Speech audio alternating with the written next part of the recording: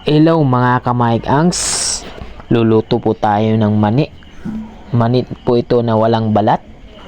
Masarap po itong pampulutan at pwede po itong ibenta ng 5 piso per supot na maliit. Kaya mga kamaig-angs, tara samahan nyo akong magluto ng mani.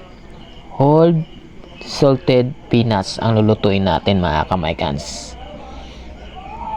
Ito na po mga kamaig-angs, kumukulo na po siya. Yan na po, malapit na po itong maluto. Ilang minuto na lang, maluluto na po ito. Yan na po mga kamaig-angs. A few moments later. Ito na po mga kamaig-angs, lutong-luto na po ang ating peanut salted. Lalagyan na po natin ito ng ingredients. Masarap po itong ibenta. Masarap po itong pampulutan at pwede nyo rin pong